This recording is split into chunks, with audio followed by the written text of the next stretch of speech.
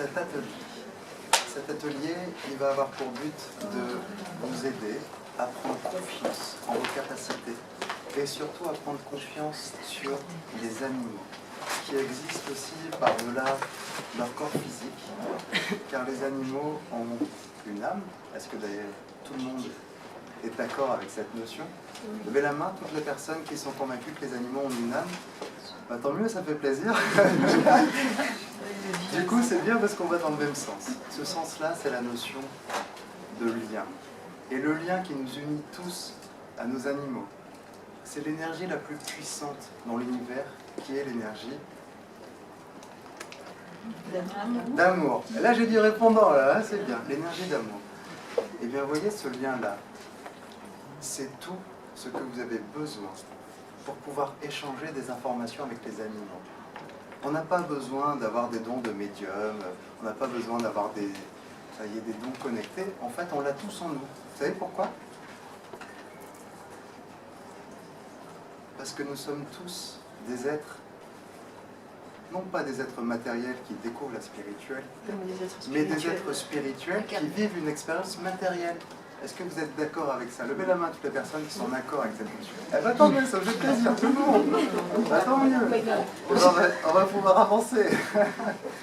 Donc du coup, l'idée, c'est de commencer cet atelier avec des messages des animaux qui sont dans l'au-delà. Pour ça, comment je travaille? Ben, je travaille avec mon cœur, mais j'ai besoin d'une photo. Donc du coup, je vais inviter toutes les personnes. Alors ça marche très bien avec les téléphones, je vous rassure. Vous n'avez pas besoin de l'imprimer. Toutes les personnes qui ont envie de recevoir un message de leur animal disparu, eh bien vous pouvez venir déposer vos téléphones avec la photo qui est déjà sélectionnée, parce que si je commence à rechercher dans votre appareil, on va perdre beaucoup de temps. Donc ça, c'est un atelier, je ne vais pas pouvoir faire tout le monde. On va faire à peu près entre 20 et 25 minutes de ce qu'on appelle une conférence médiumnique. Et je vais vous proposer aussi, puisque c'est un atelier, de vous faire vivre cette expérience en vous faisant ressentir sa présence. C'est important. Et bien on est parti avec d'abord cet animal-là, qui il me semble un golden. C'est à qui? Alors, ce golden, il a l'air particulièrement attaché aux enfants. C'est un animal qui était, il était super joueur. Il faisait beaucoup de conneries à la maison. Vous avez un carrelage, une espèce de grand carrelage blanc, il me montre, c'est ça? C'est bien ça? Et ce grand carrelage blanc, il me montre comme il y avait comme du liquide par terre. Il faisait tout le temps à voir, c'est bien ça? Qu'est-ce qui se fait passer? C'est comme s'il y avait comme, je ne sais pas si c'est du pipi parce que je n'ai pas forcément la couleur, mais c'est comme si... Non, c'est sa gamelle d'eau. Ah, c'est sa gamelle d'eau qui est renversée? D'accord. Et il me dit qu'à chaque fois, il se faisait gronder, il se faisait un peu tout petit comme ça, mais vous aviez un amour pour lui. Donc, du coup, vous lui pardonniez tout. Et du coup, il s'est senti le roi. Il s'est senti le roi avec vous, parce que du coup, il était vraiment au centre de l'attention. Mais c'est comme s'il devait partager son espace, son territoire. Il n'était pas tout seul, ce chien. Non. Hein, il y en avait d'autres avec lui. Il y avait un chat qui a beaucoup de poils. C'est qui ce chat? Avec une grosse queue poilue, des fois il jouait avec. Il est toujours vivant. C'est toujours vivant? Oui. C'est un chien aussi qui avait beaucoup d'énergie, qui avait besoin de se dépenser. Et c'est un chien qui avait du mal à rester en place. Il me montre des images comme quoi il était toujours au taquet, toujours tout fou comme ça. C'est ça? C'est bien lui? C'est ça. Bon. Ce chien-là, il me dit aussi que c'est comme si il ne devait pas partir. Il me dit, après je traduis, c'est plutôt mes guides là que je capte, parce que l'animal n'a pas forcément la notion de mort, mais il me dit, ben, j'étais censé vivre une longue vie et puis ça s'est arrêté comme ça.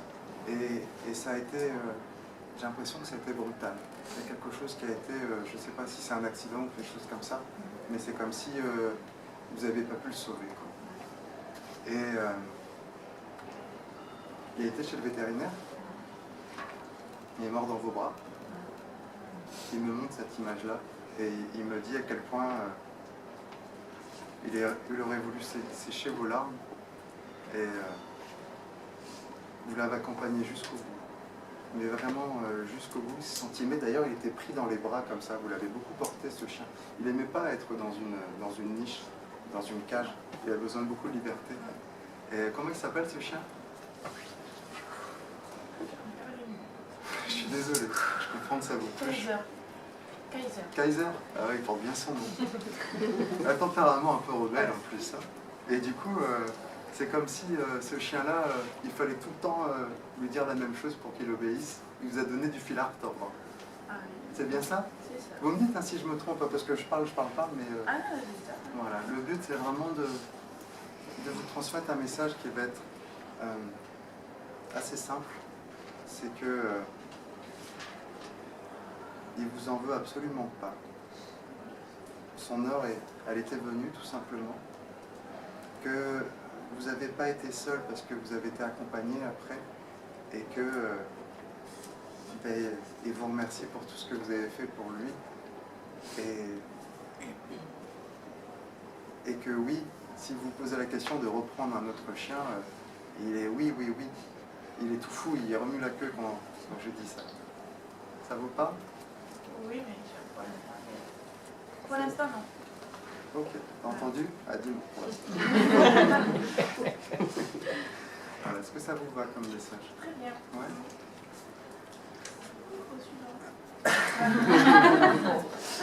Allez. Ah, je vais faire un peu une photo comme ça. Alors, à qui est cet animal? Ah, c'est le tien? C'est un animal qui était... comment il s'appelle? Lily. Lily. Lily. Lily, c'était une petite princesse. Elle était chouchoutée. Par contre, elle était capricieuse. C'était une chienne, fallait que ce soit un peu... elle avait besoin d'être rassurée. C'est comme si tu étais un peu sa maman poule et que du coup, c'était une chienne qui était plus un bébé qu'un chien adulte. Elle avait des comportements d'enfant un peu. C'est une chienne qui... C'était plutôt en ville où elle se promenait? Oui. Voilà. Oui. Parce que du coup, j'ai plusieurs images. J'ai des images de la ville, mais j'ai aussi des images comme comme un chemin en montagne qui serpente, comme une colline, quelque chose comme ça. J'ai ces deux images, comme si elle avait connu les deux. Voilà. Et que du coup, il y avait eu un équilibre entre la ville et la nature, mais elle préférait la nature. Parce qu'elle dit qu'en ville, elle ne se sentait pas très bien, elle ne se sentait pas très à l'aise. Elle avait un peu peur, cette chienne. Elle me montre des images où elle était un peu... il y avait trop de trucs, trop de monde, trop de gens, trop d'odeurs, trop de pigeons, trop de tout. Il y avait un truc avec les pigeons aussi, non? Non. Elle était curieuse, c'est parce qu'il y a le pigeon qui revient comme cette notion d'un peu, j'en aurais bien attrapé. Hein. C'est une chienne aussi qui était gâtée. Elle me montre aussi beaucoup de jouets, beaucoup de friandises aussi. Des trucs que tu lui donnais dans la main comme ça. J'ai l'impression, elle me montre, je ne sais pas si c'est un os ou c'est un truc à mâcher, mais en tout cas c'est un truc qu'elle adorait. C'est ça, ça te parle? Oui, on lui donnait tout le temps. Ah oui, c'est ça. Elle était super gâtée. Mais tu disais aussi, elle avait une nature assez gourmande. Elle voulait un peu manger tout. Oui. C'est ce qui se passait à la maison. Elle me montre une cuisine et il y avait une table, une espèce de table en bois. Elle était toute folle. Elle voulait tout le temps. Elle réclamait. Oui. C'est ça. C'est bien les moments que tu as connus avec elle. Et du coup, elle avait beaucoup d'odorat aussi. Et c'était une chienne qui était... tu pouvais la voir par les sentiments avec la nourriture. J'étais ça. On va dire son péché mignon. À côté, c'est son frère? C'est qui? C'est sa mère. C'est sa mère? D'accord. Elle est restée avec sa mère? Non, pas vraiment. Parce que j'ai plutôt l'impression que c'était une chaîne qui était un peu exclusive. C'était une chaîne qui aimait bien être seule. Oui. Donc c'est pour ça que je te demande si elle est encore là, sa mère, parce que pour moi, j'ai une chaîne qui est plus indépendante que fusionnelle avec sa mère, par exemple. C'est ça? C'est bien ça? Oui. Et du coup, tu veux lui poser une question? Alors oui, elle est en paix. C'est la question qu'on se pose tous. Et oui, elle te fait des clins d'œil.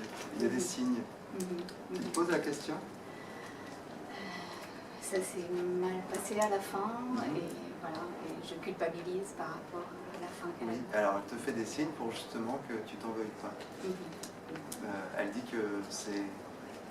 Ah, ça a été pris... Elle n'arrivait plus à... Ça a étouffé à un moment, elle n'arrivait plus à respirer.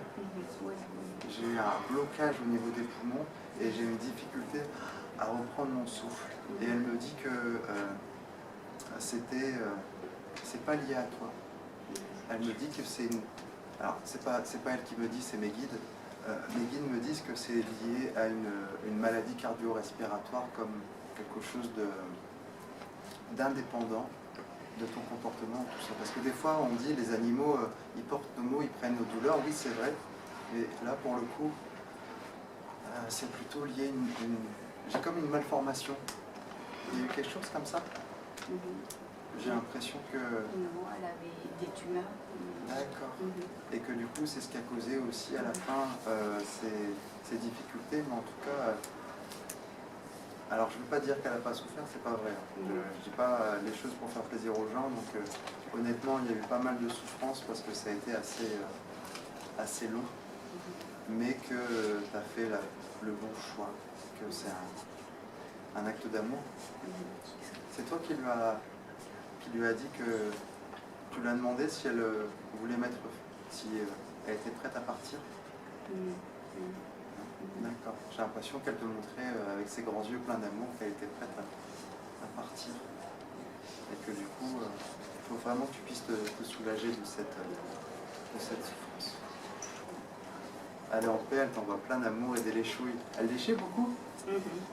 Parce que j'ai une animale qui lèche beaucoup. Et d'ailleurs, je pense ça lui ferait plaisir de renouer le contact. Est-ce que tu as déjà vécu ce genre d'expérience? Tu as envie de le vivre? Alors on se tutoie parce qu'on se connaît en fait, on a déjà fait une formation ensemble. Rappelle-moi ton prénom. Sandrine. Sandrine. Tu as envie de ressentir sa présence? Oui. Allez. Tourne les mains vers le ciel. Donc j'ai utilisé l'énergie Reiki, c'est l'énergie sacrée qui permet en fait de faire des liens avec les animaux. Je voudrais que Lily elle puisse utiliser cette énergie pour du coup se relier à toi et manifester sa présence. Tu vas simplement penser à elle et du coup lui demander qu'elle montre sa présence. Et là tu vas avoir comme un froid dans les mains. Est-ce que tu ressens? Super Sandrine. Elle est où sa tête? Ouais. Tu sens à quel point elle est pleine d'amour? C'est beau, hein? Tu sens à quel point elle t'en veut pas, que tout est pardonné, qu'elle t'aime comme tu es. Qu'il n'y avait rien à se pardonner, c'est que toi qui avais une culpabilité, que elle, son heure était venue. Si tu veux, si tu as envie, mets-la contre ton cœur. Comme si elle était vraiment encore présente. Et là, tu vas sentir cette énergie-là. Voilà. Est-ce que tu sens sa force d'amour?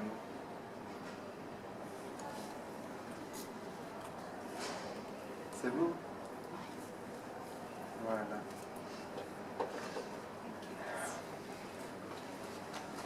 Alors, du coup, je vois que je leur tourne, je vais essayer d'avancer. C'est le chat, là? Oui, C'est à qui ce chat? c'est mon chat. Eh ben, dis donc. Comment il s'appelle? Elle s'appelait Carla. Carla. C'était une chatte, mais c'était un amour. Oui, Elle adorait se mettre en hauteur. oui. Elle me montre un endroit. Alors, c'est comme je sais pas, quelque chose de moelleux, comme une espèce de poussin, quelque chose comme ça, se mettait en hauteur. Elle adorait observer comme ça. Oui, Elle observait beaucoup. Elle passait d'ailleurs beaucoup de son temps à observer, mais je vois comme il y a des plantes, quelque chose comme ça. Oui, il y avait des plantes. Il Oui. y avait des plantes, c'est bien ça? C'était quoi cet endroit? Ça pouvait être dedans, il y avait des plantes dans la maison. Il y a une puis dans espèce de... une genre- terrasse ou une baie vitrée, Oui, quelque chose comme oui, ça. oui, oui. Et du coup, c'est marrant parce que vous avez eu aussi des soucis avec ça parce que elle voulait, c'est comme si elle voulait rentrer, sortir, mais elle était indécise. Il fallait être un peu... Elle restait plantée en fait. C'est ça. Et elle me dit qu'elle vous a rendu un peu chèvre. Ouais, tout le monde râlait parce qu'elle était lente. C'est ça. Et que du coup, c'était aussi une chatte qui n'arrivait pas à se décider, quoi. Elle était un peu... elle planait en plus un peu. Elle était indécise. Vous la reconnaissez bien? C'est bien elle? Oui, oui, elle était comme ça. Mais elle avait... Ouais, elle avait aussi un caractère... Il y avait un chien qu'elle ne supportait pas. Un chat? C'est comme si elle supportait pas. Elle mettait des coups de griffe, des fois elle râlait. Moi, il y a eu d'autres chats. C'est des chats? Moi, j'ai un peu... Alors c'est petit, c'est peut-être... Ouais, c'était un chat. Mais lequel, je ne sais pas lequel est. Il y en a eu plusieurs. Il y en a eu... c'est un espèce de blanc avec une tache. C'est qui? Un chat... Claire. Ouais, un chat avec une robe claire, mais qui ne s'entendait pas. C'était compliqué. Il était trop imposant, ce chat. C'est pour ça que moi j'ai pris ça pour un chien. Ça vous parle? Ah, c'est un autre chat alors, un des derniers. Ouais. Peut-être celui que j'ai actuellement d'ailleurs. Et cette chatte-là aussi, il y avait beaucoup de passages dans la maison. Oui. Elle montre que vous n'étiez pas toute seule. Hein. Et que du coup, elle voyait ça tout le... Mais comme si ça défilait chez vous. C'était un défilé. Ouais. Ah, c'est un défilé? C'était pas Parce ça. En fait, elle me montre une image d'elle. Et à chaque fois, elle voyait des gens différents. C'est Et ça. elle faisait ça, elle les suivait comme ça. C'était les copains des garçons. Enfin, d'accord. Ah, c'est ça. Ah, et du coup, elle était très passive comme chatte. Hein. Oui. Et on ne pouvait pas l'approcher facilement. C'est-à-dire qu'il ne fallait pas aller direct dessus comme ça. Oui, exact. Madame, il fallait d'abord prendre son temps, l'approcher tout doucement, faire sentir et tout. Elle sentait, elle prenait beaucoup de temps. C'est vrai. Hein, c'est vrai, vous la reconnaissez bien? Ah, c'est chouette. Oui, c'est ça, c'est vraiment ça. C'est bien elle? C'est comme ça, oui. Vous voulez lui poser une question? Oui, souvent, enfin, ça a été très profond et très long avec cette chatonne. Elle dormait avec vous? Oui, oui. Elle dormait contre vous, vous dormiez sur le côté et elle se blottissait contre vous. C'était hyper... ouais, parce que j'ai beaucoup aimé, franchement. Le sens de sa vie, son incarnation, elle ne vous a pas choisi par hasard, c'était de prendre soin de vous. Ça ne m'étonne pas. Et moi d'elle. Exactement. Je pense que c'est une rencontre de hasard. Total. Alors le hasard, c'est un peu Dieu qui se promène à Bonito. Hein. C'est ça, c'est de hasard, comme on dit. Elle vous a bien trouvé, elle aussi. Hein. Voilà. Elle dit qu'elle a un peu été sauvée par vous. Oui. Et qu'elle avait un amour immense parce que c'est comme si vous l'avez sauvée. Elle me parle d'un abandon ou quelque chose comme ça. Oui, elle était abandonnée quand je l'ai rencontrée. D'accord. Je l'ai rencontrée en Espagne, c'est pour ça qu'elle s'appelle Carla. Ah, et bien le hasard fait bien les choses. Hein, faut croire. Hein. J'y suis jamais pu retourner, mais c'était juste pour la trouver. D'accord.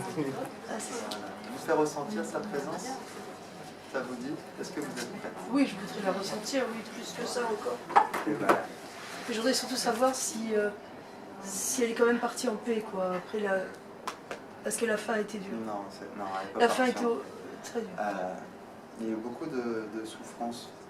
Et il y a eu aussi beaucoup de problèmes au niveau du nez et de la mâchoire. Oui, c'est ça.